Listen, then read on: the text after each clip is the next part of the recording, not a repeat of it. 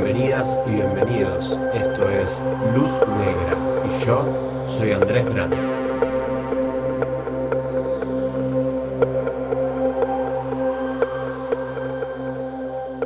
Vivimos en constante diálogo con una voz interna que nos susurra pensamientos y reflexiones. ¿Qué son exactamente estas voces? ¿De dónde vienen estas extrañas criaturas que habitan en nuestra mente? ¿Son acaso manifestaciones de nuestro propio ser o son entidades independientes que han encontrado refugio dentro de nosotros? Los pensamientos, ¿qué son en realidad? ¿Desde dónde nacen? ¿Quién los crea? Y la pregunta crucial, ¿cuándo deberíamos prestar atención a estas voces internas?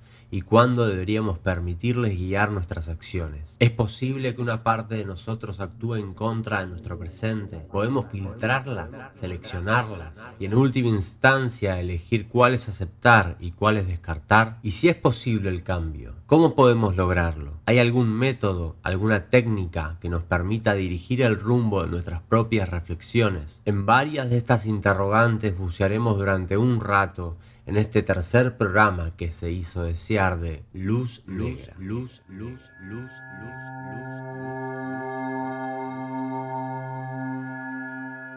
En la mayoría de las personas, los pensamientos llegan y se instalan como verdad.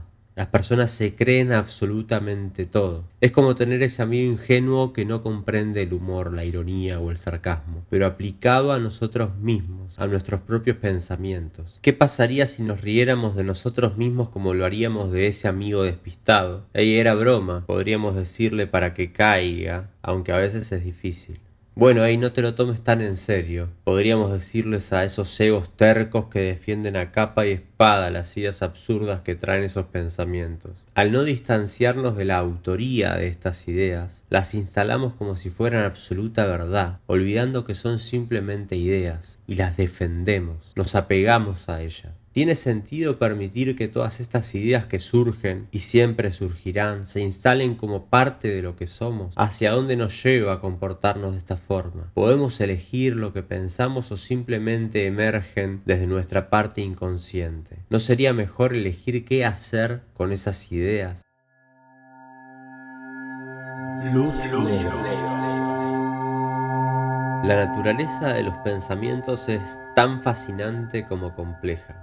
Los pensamientos son procesos mentales que pueden surgir de diversas fuentes, como nuestras experiencias pasadas, nuestras creencias y valores, nuestras interacciones sociales y nuestro entorno. Pueden manifestarse como palabras, imágenes, sensaciones o emociones. Es importante tener en cuenta que los pensamientos pueden ser tanto conscientes como inconscientes. Algunos pensamientos pueden ser positivos, constructivos y edificantes, mientras que otros pueden ser negativos y destructivos. Además, los pensamientos pueden ser racionales o irracionales, lógicos o ilógicos, basados en evidencia o en suposiciones. Son parte integral de nuestra experiencia humana y juegan un papel crucial en la forma en que percibimos y respondemos al mundo que nos rodea. Hay que comprender que la relación entre nuestros pensamientos y nuestro estado emocional es intrínseca y bidireccional. O sea, nuestros pensamientos pueden influir en nuestras emociones y a su vez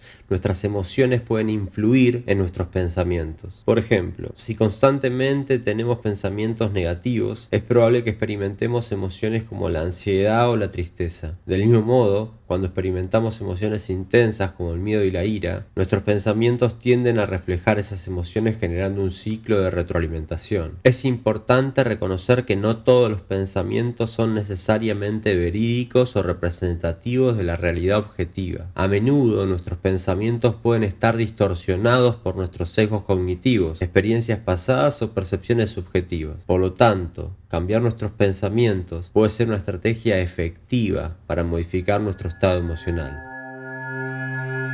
Lo que piensas te conviertes, lo que sientes lo atraes, lo que imaginas lo creas. Buda. La verdad que me gusta mucho citar personalidades espirituales, filosóficas o simplemente pensantes de este mundo que han encontrado el mensaje y que a la vez habitaron diferentes épocas y culturas, pero han transmitido un mensaje similar. Me parece fascinante cómo a pesar de las diferencias en contextos históricos y geográficos, estos mensajes comparten una esencia común. que trasciende las barreras del tiempo y el espacio. Volviendo, cada persona tiene su mapa de creencias, su sistema de pensamientos, sus ideas reiterativas, sus miedos, sus sueños, su oscuridad, o lo que yo llamo la cárcel ideológica.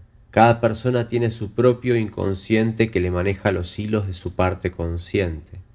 Pero analicemos esto, que tengamos una parte consciente y una inconsciente no va a cambiar. Pero sí podemos cambiar lo que hacemos con estas partes, cómo se lleva una con otra y qué determina lo que realmente somos. Volver consciente lo inconsciente es parte del camino. Aprender a observar es la clave que desenreda los nudos que conducen al sufrimiento. Luz. Avancemos paso a paso. Y en esos primeros pasos lo que debemos hacer es despertar al observador, al testigo. Este primer paso es tal vez el más complejo de internalizar en el camino de la búsqueda de la verdad o el sendero del guerrero. Implica reconocer que existe un observador, un testigo que todo lo presencia, y más allá de reconocerlo, comenzar a darle un lugar en nuestros días.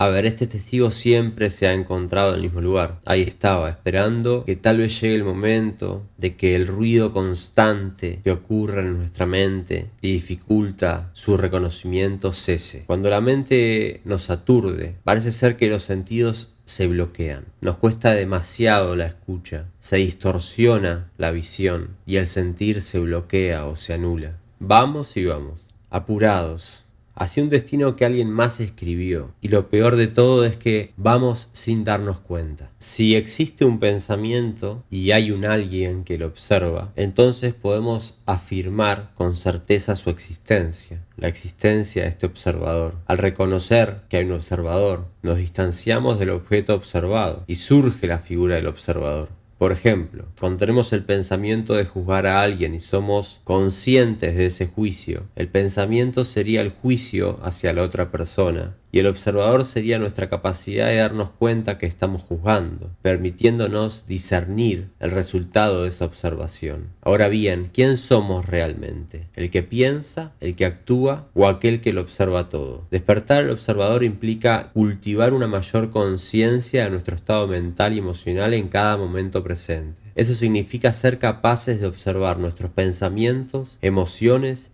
y sensaciones corporales sin identificarnos con ellos ni reaccionar automáticamente a ellos. ¿Cómo se logra? Aparecerá esa pregunta en la cabeza de varios. ¿Cómo podemos despertar al observador? Creo que lo fundamental en cualquier camino es entender que el bienestar mental se tiene que trabajar a diario. Insisto con esto, nada se logra sin compromiso y responsabilidad. Y creo que la vida es muy corta como para seguir dando excusas detrás de un ego endurecido.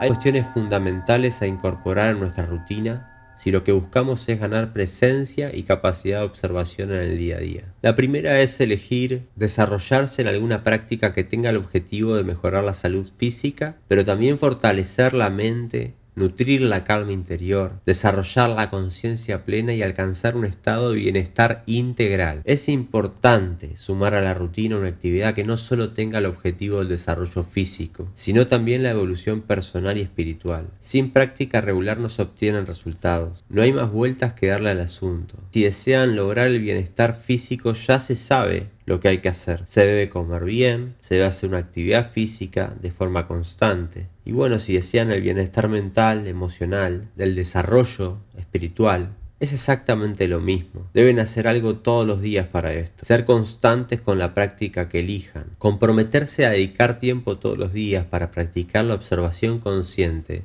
puede ayudar a fortalecer esta habilidad con el tiempo. Con la práctica comenzamos a experimentar un sentido de separación entre nuestra conciencia y nuestros pensamientos. Se vuelven creadores de su realidad en este sentido. Eligen de forma consciente y con poder personal. Si elijo qué pensamientos van a determinar mi realidad, la vida que se va a generar va a ser consecuente a esta elección conciencial. Hay muchas de estas prácticas que ustedes pueden sumar a sus días, pero yo soy un enamorado del yoga y por eso va a ser la primera que recomiende. Me parece que el yoga es de fácil acceso. Siempre tenemos un centro de yoga cerca de casa. Hay muchos tipos de yoga y alguno siempre te va a sentar bien.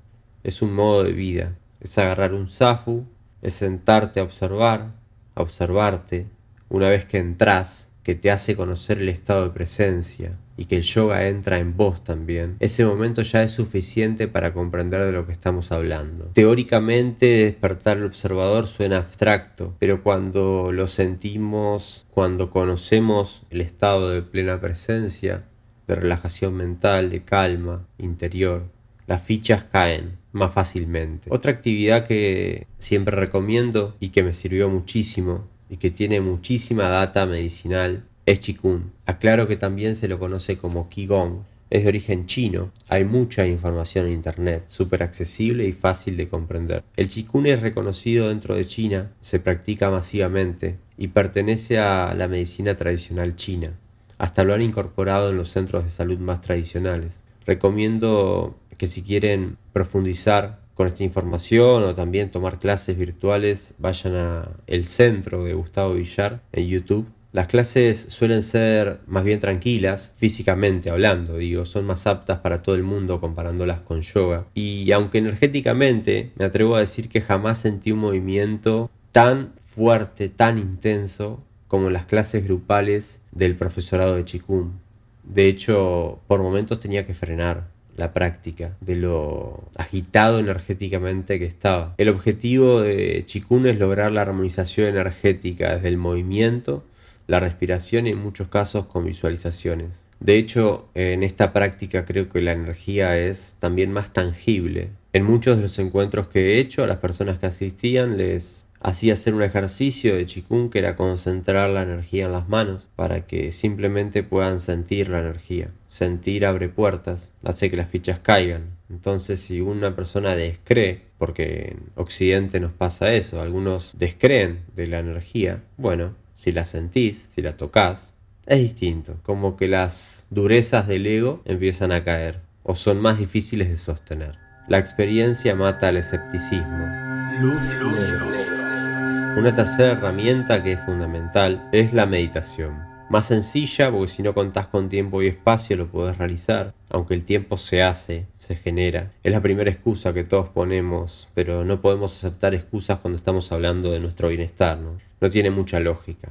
Igualmente para entrar, nuevamente entrar, recomiendo las anteriores, yoga, Qigong, ya que sentarse a meditar, si nunca lo hiciste, no es tan tentador. El ego encuentra salidas rápidas, no suele haber constancia real. En cambio es más común y más fácil engancharte en yoga, porque la gente te cae bien, porque es un lugar bonito, porque salís relajado, porque hay que seguir a un profesor, alguien te dice qué hacer.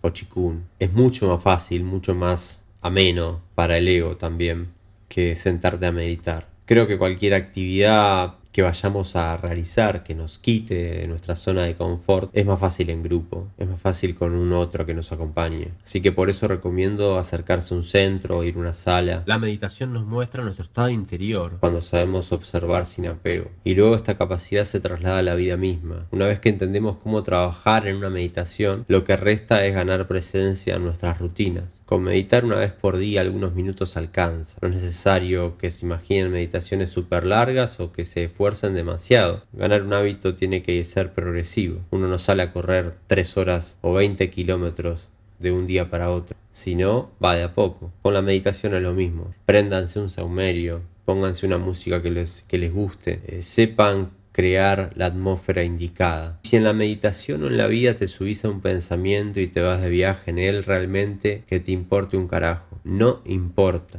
Bájate. Siempre que te des cuenta, aunque lo creas tarde, es positivo. Estás dejando morir a tu ego. El tiempo cada vez, créeme que se va a reducir más. Y si no sucede, entendamos que la vida es cíclica. Hay momentos y momentos. Momentos de mayor presencia y momentos de menor presencia. Y no nos castiguemos. No nos castiguemos cuando se nos caen los velos del cuento que nos estábamos contando. Agradezcamos nuestro proceso y continuemos. ¿Qué tipo de soberbia puede hacernos creer que no somos capaces de equivocarnos? Por favor, no se castiguen tanto. Del error se aprende o nace la queja. ¿Qué camino eligen? Nuestra mayor gloria no está en no caer nunca, sino en levantarnos cada vez que caemos.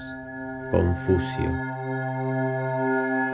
Otra herramienta fundamental en este camino de la verdad es la autoindagación y debe ser profunda. Debemos aprender a hacernos las preguntas correctas, preguntas reflexivas sobre nuestros pensamientos, sobre nuestras emociones, sobre los distintos patrones mentales, para desarrollar una mayor conciencia de nosotros mismos. ¿Qué estoy pensando? ¿Cómo me siento en este momento? ¿Por qué estoy reaccionando de esta manera? ¿Desde dónde estoy pensando? ¿De quién es la voz en mi cabeza? ¿Cómo influyen mis experiencias pasadas en la forma en la que percibo y reacciono a las situaciones presentes? ¿Qué experiencias pasadas influyen en mi presente? ¿Qué creencias o programas podrían estar influyendo en mis pensamientos y emociones en esta situación puntual? ¿Qué patrones mentales recurrentes puedo identificar en mi forma de pensar y sentir? ¿Cómo puedo cambiar mi diálogo interno para ser más compasivo y constructivo? ¿Qué necesidades emocionales subyacentes podrían estar surgiendo en esta situación? Sabernos preguntar. Si nos hacemos las preguntas correctas, aparecerán entonces las respuestas correctas. Y en esas respuestas correctas, los nudos simplemente desaparecerán. Encontraremos una salida donde se abrirá una puerta donde antes solo había una pared. En las respuestas encontraremos datos muy concretos acerca de nuestras programaciones, es decir, de nuestros mapas de creencias. Tomar nota de los patrones recurrentes en nuestros pensamientos y emociones puede ayudarnos a identificar tendencias y hábitos mentales que pueden estar afectando nuestra calidad de vida. Esto nos permite tomar medidas para cambiar esos patrones si es necesario. ¿De dónde vienen nuestros pensamientos? Para lograr este nivel de autoindagación se necesita presencia. Una cosa lleva a la otra. Si no estamos presentes, nos vamos a sumergir en los pensamientos sin siquiera darnos cuenta. Una pregunta que puede sumar para determinar dónde nos encontramos puede ser: ¿soy consciente de lo que estoy pensando cuando estoy pensando?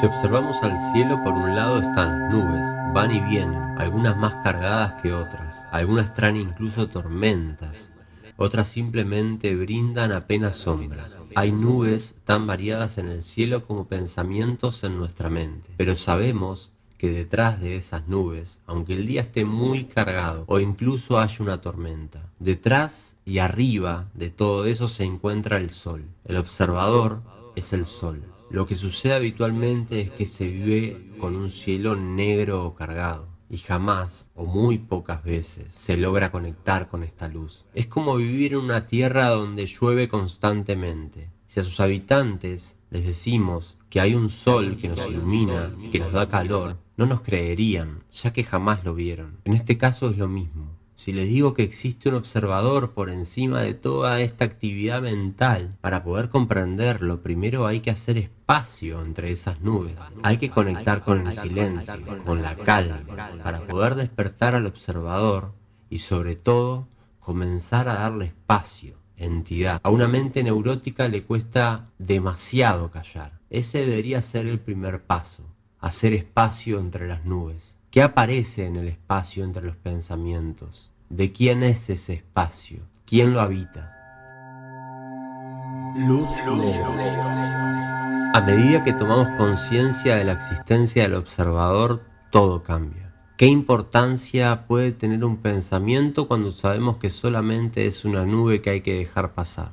El observador no se compromete con los pensamientos. Recuerden, observa todo, con calma, en su eje. Simplemente observa. ¿Qué importancia puede tener un pensamiento cuando sabemos que todo depende del grado de identificación que tengamos con él? A mayor capacidad de observación, menor identificación con ideas que surgen. Más blando se vuelve nuestro ego. Cuanto más nos aferramos a las ideas, más rígidos nos volvemos y más pobres, ya que solo vamos a ser capaces de integrar a nuestro mundo esa cuota de realidad. Juzgaremos y atacaremos todas las otras, ya que si les damos la razón indirectamente, esa parte nuestra muere. Esa aferrada a esas ideas muere. Y el ego no quiere morir. Mejor nos volvemos rígidos y defendemos lo que creemos ser. Lo gracioso es que lo rígido está asociado a las cosas muertas. Una planta cuando muere se seca, se pone rígida, ya no se dobla. Igual sucede con los animales. Con los humanos, nos ponemos rígidos. Entonces ser flexible es estar vivo, es lograr no tener identificación con ideas que hunden nuestra vibración.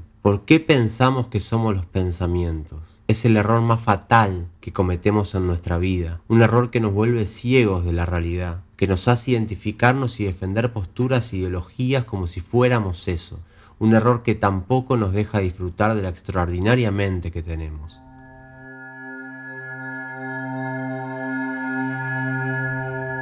¿Entendés que los pensamientos son solo ideas en la mente? ¿Entendés que desde tu conciencia podés identificarte o no con los pensamientos? ¿Entendés que tu realidad mental depende exactamente de tu grado de presencia y que esa presencia hace que puedas esquivar la negatividad? Entonces entendés que tu bienestar y que tu felicidad dependen absolutamente de vos. Debemos comprender que el ego siempre va a estar. El tema no es silenciarlo o reprimirlo, sino transformarlo, hacer de nuestro ego un aliado, transformar esas ideas que nos presenta y nos lastiman en ideas que nos potencien, y de no ser así dejarlas pasar. Tener ese poder es magia. El mago crea su realidad y sin este poder jamás podría hacerlo. A medida que avanzamos en el camino, el ego se pone cada vez más ingenioso y en cierto punto malévolo con nosotros mismos. ¿Pero por qué? ¿Qué sentido tiene todo esto? Creo que simplemente son pruebas. Creo que si la verdad estuviese al alcance de la mano no tendría tanto valor. Creo que este laberinto al fin y al cabo tiene sentido.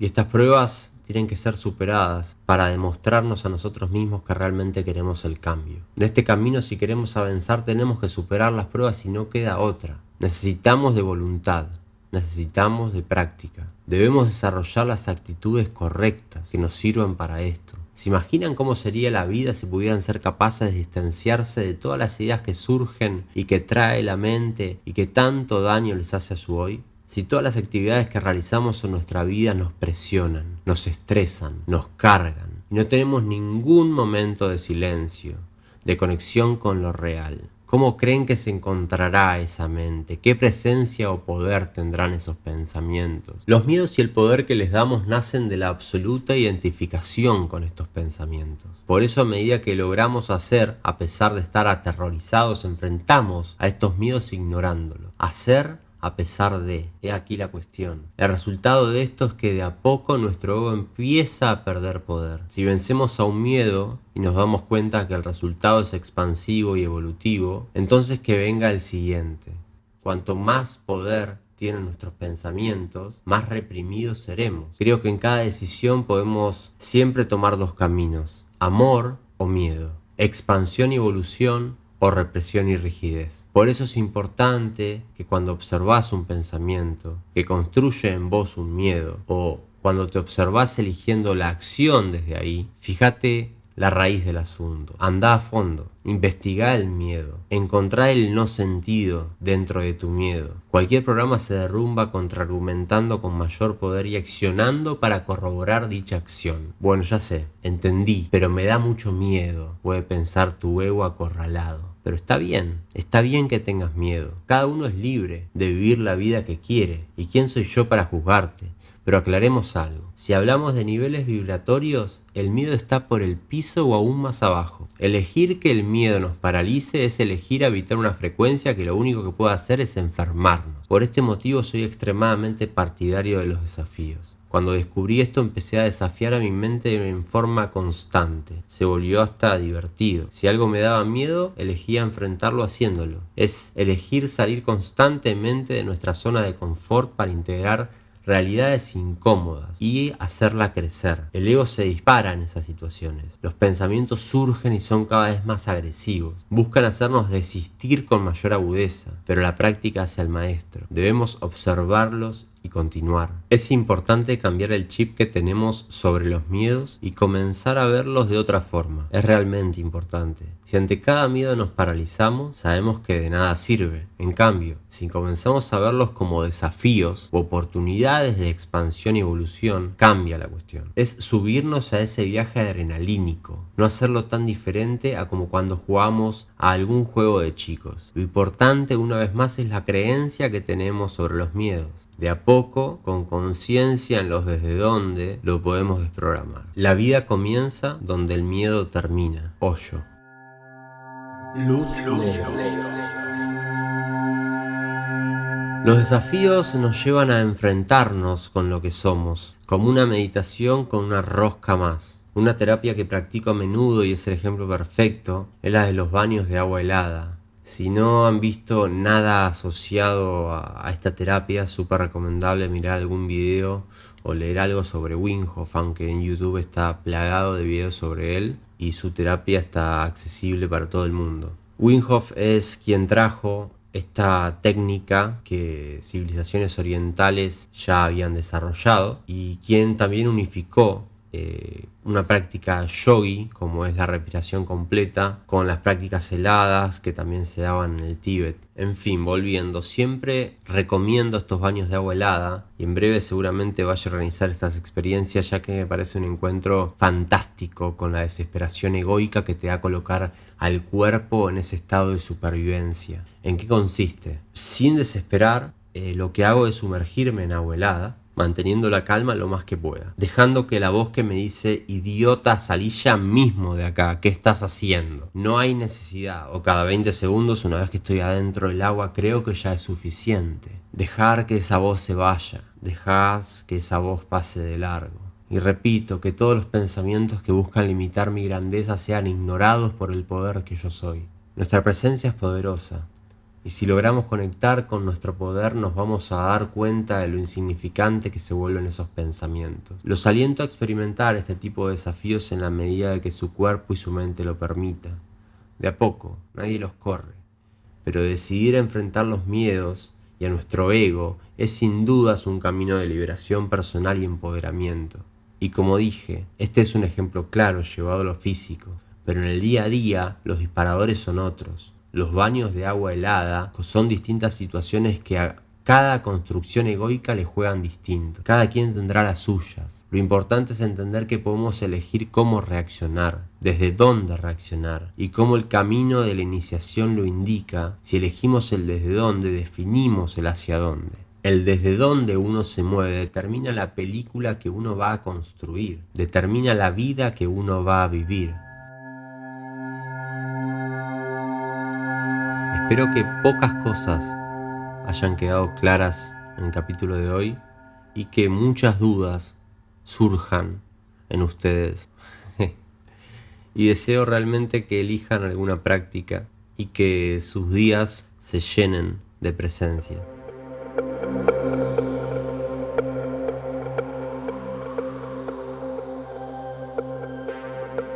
Espero que lo hayan disfrutado mucho. Me encanta volver a conectar con este canal. Les pido que si les gustó lo punteen en Spotify y en YouTube, lo compartan y se suscriban. Así se enteran cuando publique el próximo capítulo. Tienen que poner la campanita. Y si se quieren contactar conmigo, me pueden escribir a luznegrapodcast@gmail.com o a mi Instagram @andresbrane.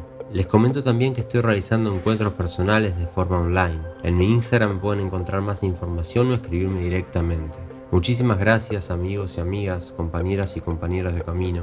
Hasta pronto. Esto fue Luz Negra.